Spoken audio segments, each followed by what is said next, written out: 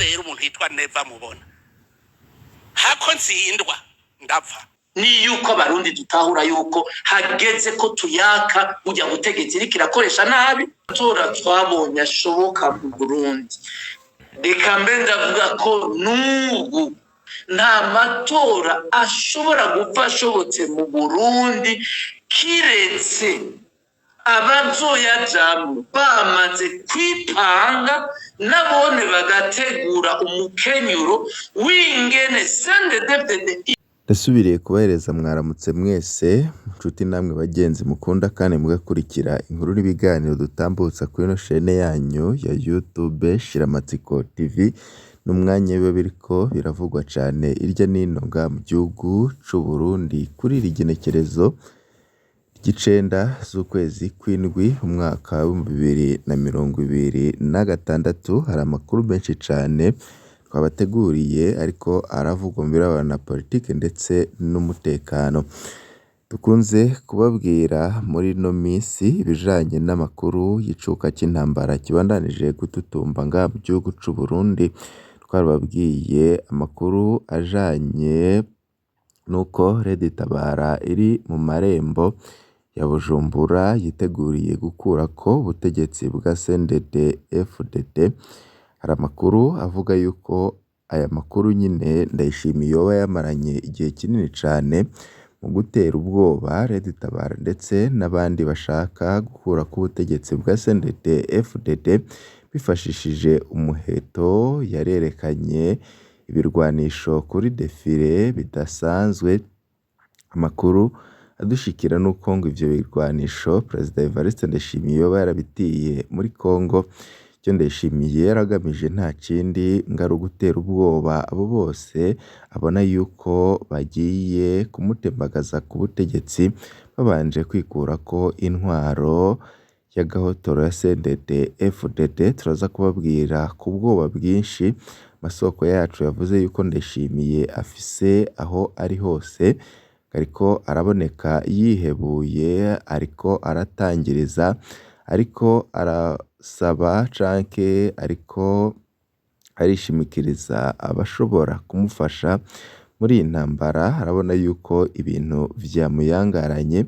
Muri ano makuru turaza kubabwira iyindi nteguro ikomeye cane Ndayishimiye agira ngo yereke abarundi kugira ngo abandanye guhovya amatohoza, ariko abarundi nabo nyine sabana muri kino gihe babona yuko Ndayishimiye ibintu byose yagiye arabizeza ari ububeshi ngo ntibabona amatora y'umwaka wa 2027. Muri kino gihe rero aya matora yimirije hari ibintu biteye ubwoba biriko biravugwa cane. Ndayishimiye nta gitora itiro. Turaza no kugaruka ku nama yo gutera Burundi yabereye mu gihugu cy'u Rwanda nk'uko masoko no mu iperereza ry'u Burundi abivuga ku genekerezo rya 6 z'ukwezi kw'indwi mwaka wa 2026.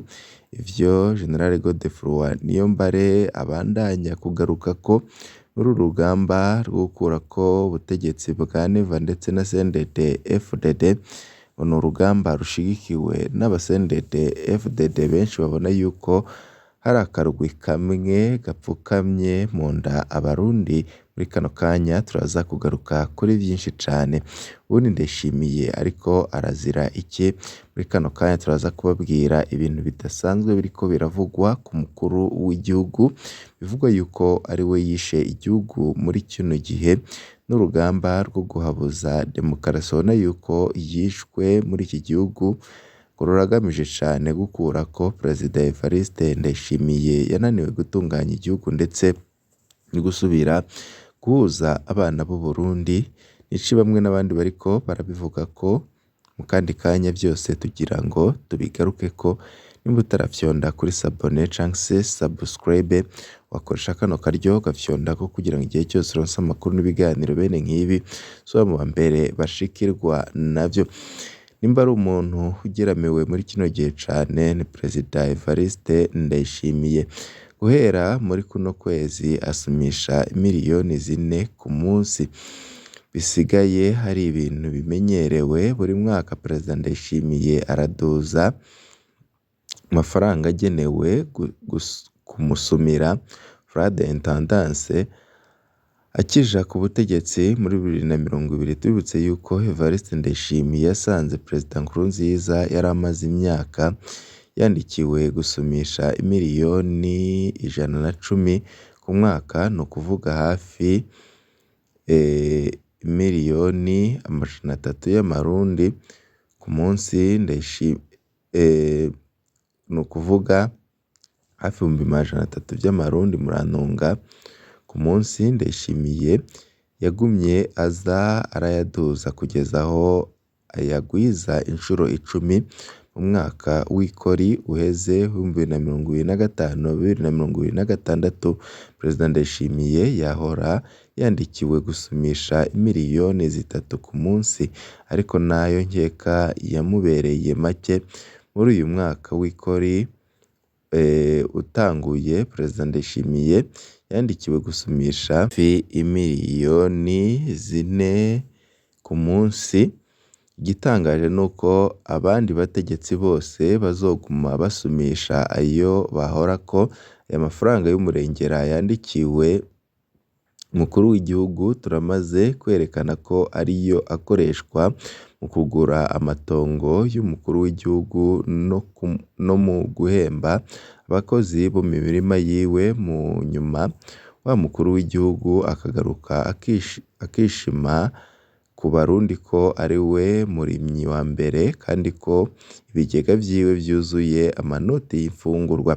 Agatogwasa akiri mu nama nshingamateka niwe yigeze kubaza impamvu baguma baduza amafaranga yo gufungurira umukuru w'igihugu kandi we nyine yivugira ko afise ibigega bibogaboga imfungurwa. Ikibazo ntikishuwe, nkeka biri mu vyatumye we n'abiwe batemererwa gusubira kwitoza. Hari amafaranga menshi ahabwa umukuru w'igihugu ariko atazwi ico akora. Amafaranga leta izokoresha uyu mwaka handitswe ko ibiro vy'umukuru w'igihugu bihawe miliyaridi 17 zo kubaka inyubako rusangi. No mu mwaka uheze ayo mafaranga yari ayafise, ariko ntaho twabonye yugurura izo nzu yoba yarubatse. Ni nk'uko kugeza ubu atarerekana ico yakoresheje imiliyaridi hafi 300 zari zigenewe gukwiragiza inkwavu ku mitumba yose y'u Burundi muri 2023 na 2024. Mbega hoho ni kuki ayo mafaranga ajanye n'inyubako rusangi ahabwa umukuru w'igihugu ntashirwe mu bushikiranganji bushinzwe inyubako? Umukuru w'igihugu arahabwa buri mwaka amafaranga yitwa yo gushigikira ibikorwa vyiza. Perezida Nkurunziza niwe yatanguje aya mafaranga kandi we yasaba imiliyaridi 2. Niko ayatari make, nubwo atari make yaribwa no mu gihe ciwe, ariko hari abantu benshi bahora bitura ibiro vyiwe kandi bagafashwa. Mu mwaka uheze Perezida Ndayishimiye yahawe miliyaridi 12 zo muri ico gisata. Uyu mwaka ho ahawe miliyaridi 15. Vy'ukuri aya mafaranga akoreshwa ibiki? Aya mafaranga ariko araduga cane, ni amafaranga y'iperereza.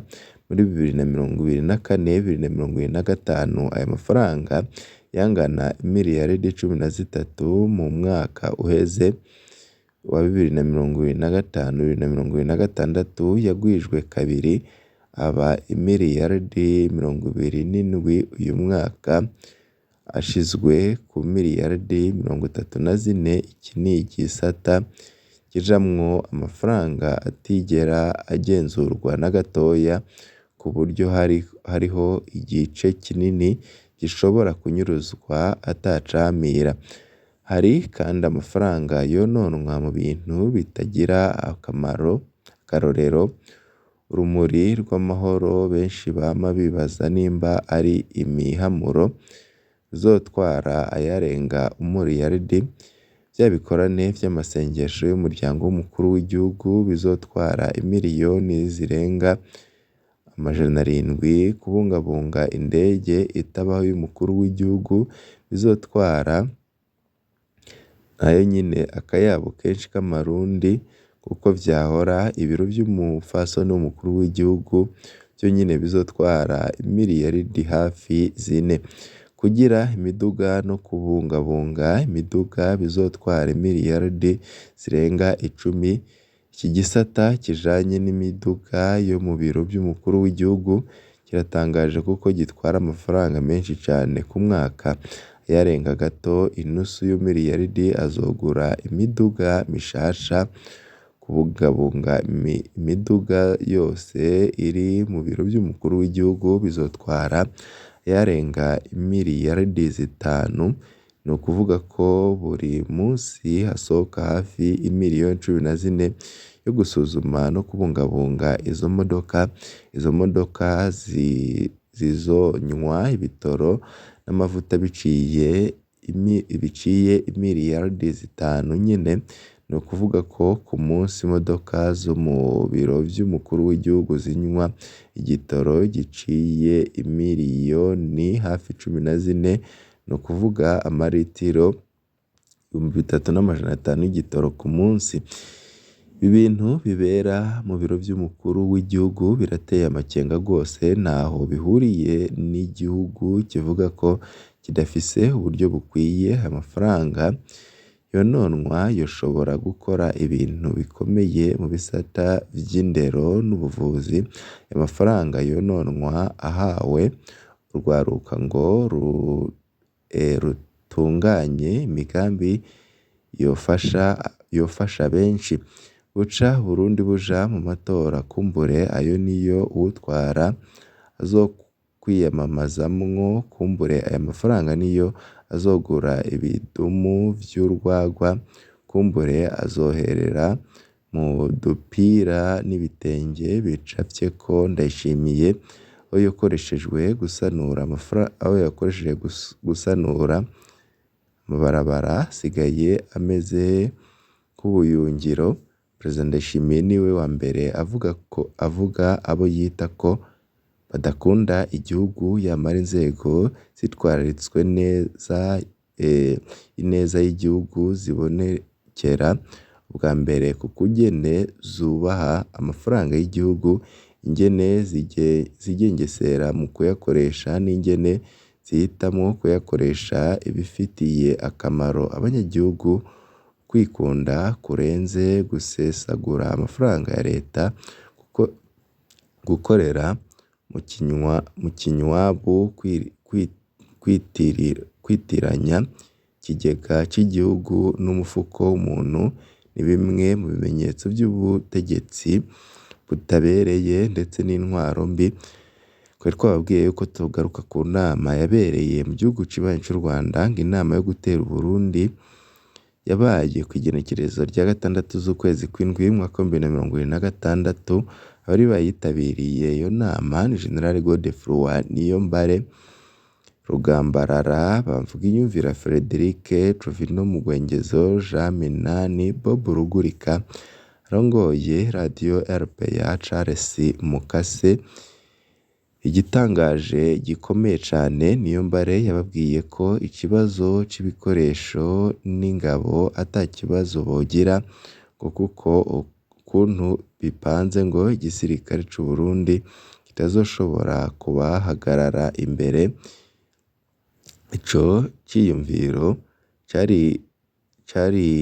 cakiranywe amakenga menshi, kuko inguvu igisirikare c'u Burundi giherutse kwerekana carateye ubwoba. Yashikirije ko Red Tabara iriko irondera inzira ibashikana Rukoko n'ahandi hari strategique y'intambara yo kugira ngo hakurweko ubutegetsi bwa Perezida Evariste Ndayishimiye ndetse na CNDD FDD imaze iminsi ipfukamye abarundi ku gakanu. Niyombare avuga yuko ibintu biriko birabera mu gihugu c'u Burundi ari ibintu bitagombye kwihanganirwa, ko hageze yuko demokarasi ihabuzwa.